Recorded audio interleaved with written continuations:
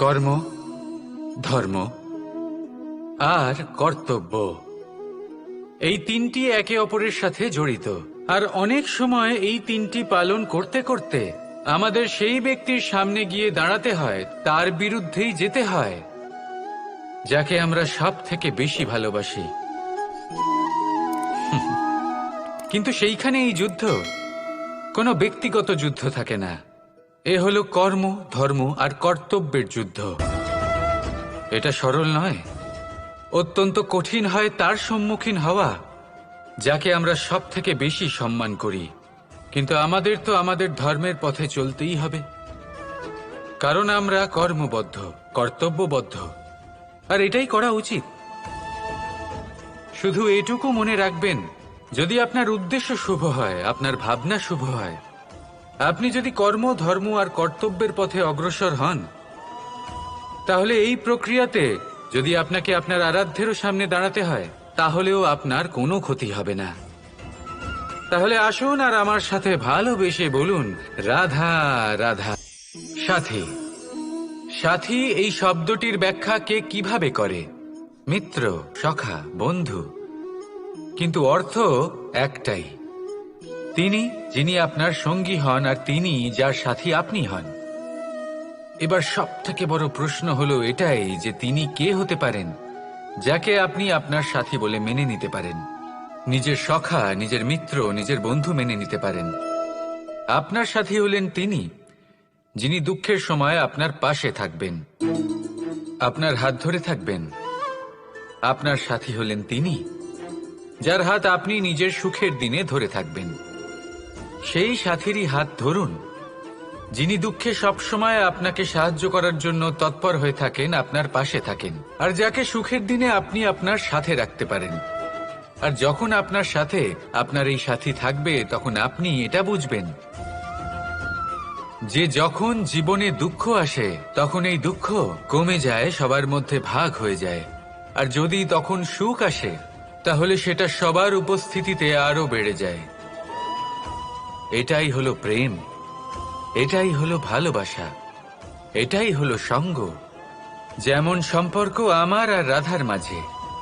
তাহলে আসুন আর আমার সাথে ভালোবেসে বলুন, রাধা রাধা। মানুষ জীবনে তিনটে কাজ অবশ্যই করে থাকে, কিছু দান করে, কিছু গ্রহণ করে, আর কিছু ত্যাগ করে দেয়। এটাও ভাবতে থাকে যে এটা করলে কিভাবে করবে। দেবার জন্য পর্যাপ্ত ধন নেই, নেবার জন্য সংসারে অত স্নেহ নেই, আর ত্যাগ করার জন্য জীবনে এত সুখই নেই, তাহলে কিভাবে করবে? আসলে আমরা বস্তুগত চাহিদা অর্জনে এত ব্যস্ত হয়ে পড়ি যে আমরা বুঝতেই পারি না যে কি নেবার আছে, কি দেবার আছে, আর কি ত্যাগ করার আছে। তাহলে আজ আমি আপনাকে বলেই দিই, মনে রাখবেন এই তিনটে গুরুত্বপূর্ণ গুণ, তিনটে গুরুত্বপূর্ণ কথা। দেবার জন্য আছে দান, নেবার মতো আছে জ্ঞান, আর ত্যাগ করার মতো আছে অহংকার। যখন আপনি দান করতে শিখে যাবেন, জ্ঞান অর্জন করার শক্তি আপনা থেকেই আপনার মধ্যে চলে আসবে। আর যখন এই জ্ঞান আপনার মধ্যে প্রবেশ করবে, অহংকার আপনা থেকেই আপনার থেকে দূরে চলে যাবে। যে ব্যক্তি এই তিনের মধ্যে ভারসাম্য বজায় রাখতে পারে, তার বর্তমান, ভূত, ভবিষ্যৎ, লোক, পরলোক সবকিছু শুধরে যায়। যেই দিন আপনি দান করতে শিখে যাবেন, জ্ঞান আহরণ করতে শিখে যাবেন, অভিমান ত্যাগ করতে শিখে যাবেন, আপনার সর্বশক্তিশালী, সর্বশক্তিমান পরমেশ্বরেরও প্রয়োজন পড়বে না, কারণ তখন ঈশ্বর আপনার মধ্যেই বাস করবেন। তাহলে আসুন আর আমার সাথে ভালোবেসে বলুন, রাধা রাধা। প্রেম এই সংসারে এসেছিল এই সংসারকে প্রেমের শিক্ষা দেওয়ার জন্য, এই জীবনের সুখের অনুভূতি আসলে কি তা শেখানোর জন্য। কিন্তু যদি সত্যি কথা বলি, তো আমি নিজেই প্রতিদিন প্রেমের নতুন নতুন স্বরূপ দেখতে পাই, প্রেমের একটা নতুন অনুভূতি প্রত্যেক নতুন দিনে। আর তার কারণ হলো এই প্রেম অনন্ত, এ হলো দৈব। প্রেম হলো এই সংসারের সব থেকে বড় ঢাল এবং সব থেকে বড় অস্ত্র। এই প্রেম ছাড়া না কোনো ন্যায় হয় আর না কোনো শাস্ত্র, না জীবন আছে আর না অন্ত। এবার যদি এই প্রেম মনের মধ্যে বাস করতে শুরু করে, তাহলে কখনো কোনো সমস্যাই হবে না, আর যদি হয়েও থাকে তাহলে তা স্থায়ী হবে না। এই প্রেম কি না করতে পারে? এই প্রেম সমস্ত সমস্যা মিটিয়ে ফেলতে পারে, আপনার মনের মধ্যে অহংকারকেও বিনাশ করে দিতে পারে, আপনাকে সাক্ষাৎ ঈশ্বরের সাথে দেখা করাতে পারে। তাই প্রেমের দ্বারা প্রয়াস করতে থাকুন। এই সংসারের প্রত্যেক মানুষকে, প্রত্যেক বস্তুকে, প্রত্যেক জীব জন্তুকে ভালোবাসবেন, আর এই প্রেমের দ্বারাই বলুন রাধা রাধা।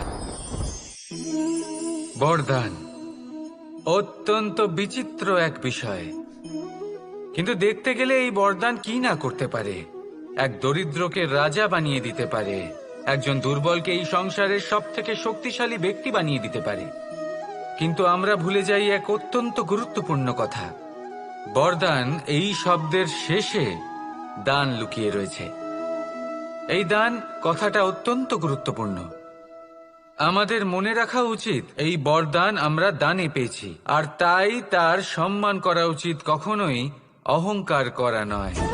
আর যে ব্যক্তি বরদান পেয়ে অহংকার করেন, তার যা ক্ষতি হয় তা হলো এই বরদান তার থেকে কেড়ে নেওয়া হয়। বর অর্থাৎ শ্রেষ্ঠ, অর্থাৎ বরদানের অর্থ হলো একটা শ্রেষ্ঠ দান, এবং তার ব্যবহার যদি আপনি কারোর ক্ষতি করার জন্য করেন, তাহলে ক্ষতি শুধুই আপনার হবে। তাহলে এই বরদানের সম্মান করুন, উচিত পথে চলুন, আর উচিত উদ্দেশ্য নিয়ে এর ব্যবহার করুন, সব কিছু ভালোই হবে। তাহলে আসুন আর আমার সাথে ভালোবেসে বলুন রাধা রাধা। আজ আমি আপনাকে এমন এক গল্প শোনাবো যা আমার নন্দ বাবা আমাকে শুনিয়েছিলেন যখন আমি ছোট ছিলাম। কাহিনী একজন সাধু আর একজন বিছের। একবার এক সাধু নদীর পাড়ে স্নান করছিলেন। উনি দেখলেন যে জলের প্রবাহে একটা বিছে ভেসে যাচ্ছে। তার প্রাণ বাঁচানোর জন্য উনি তাকে তুলে নদীর পাড়ে রাখার চেষ্টা করলেন, কিন্তু যেই সেই বিছেকে উনি হাতে তুললেন, সেই বিছে ওনাকে কামড়ে দিল। সাধু আবার চেষ্টা করলেন, সেই বিছেকে হাতে নেওয়াতে সে আবার তাকে কামড়ে দিল। আরও একবার চেষ্টা করাতে ওনার শিষ্য ওনাকে জিজ্ঞেস করল, এ আপনি কি করছেন গুরুদেব? এসব কি হচ্ছে? আপনি তারই প্রাণ বাঁচানোর চেষ্টা করছেন যে আপনাকে কামড়ে দিচ্ছে।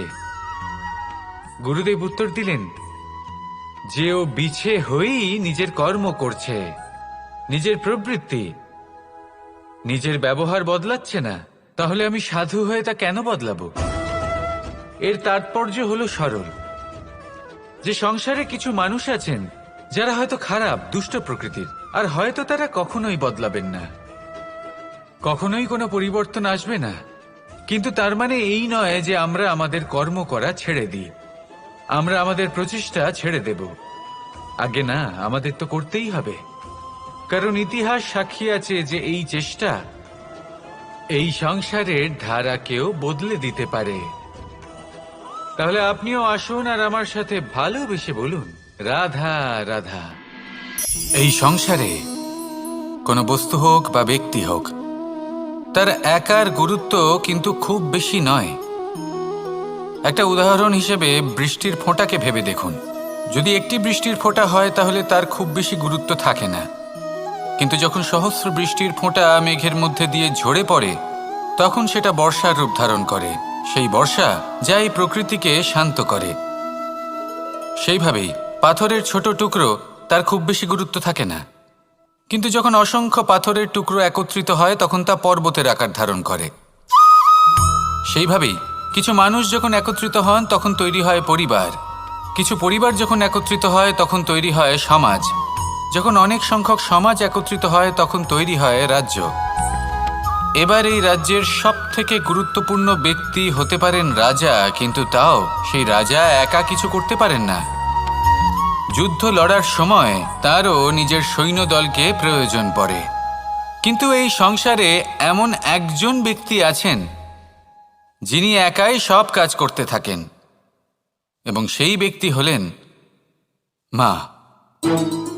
আমাদের জীবনে একজন পিতার ভূমিকা কিন্তু নিঃসন্দেহে অমূল্য, কিন্তু আমাদের সকলের জীবনে যে ভূমিকা একজন মায়ের তা অন্য কারোর থাকে না। একজন মা একাই সন্তানকে বড় করতে পারেন, সংস্কারী করে তুলতে পারেন, তার জন্য পরিশ্রম করেন। আর এত কিছু কাজ করার পরেও তার কাজের জন্য তিনি প্রশংসা অবশ্য পান না। উল্টে যদি সেই সন্তান অনুচিত পথে চালিত হয়, অনুচিত কর্ম করে, তখন সেই মাকেই অপবাদের পাত্র হয়ে উঠতে হয়। আমাদের জীবনে মায়ের যোগদান কতটা সেটা বুঝুন। আপনাকে বড় করে তোলার জন্য উনি কতটা পরিশ্রম করেছেন সেটা বুঝুন। আজ থেকে, এখন থেকে, এই মুহূর্ত থেকে মাকে সম্মান করতে শিখুন। যখন সময় পাবেন, যখন সুযোগ হবে, তখন তার প্রশংসা করুন, ওনারও ভালো লাগবে। আর মায়ের এই মমতার জন্য, তার এই ভূমিকার জন্য আসুন সবাই মিলে আমরা তাকে প্রণাম করি, আর সকলে মিলে ভালোবেসে বলি রাধা রাধা।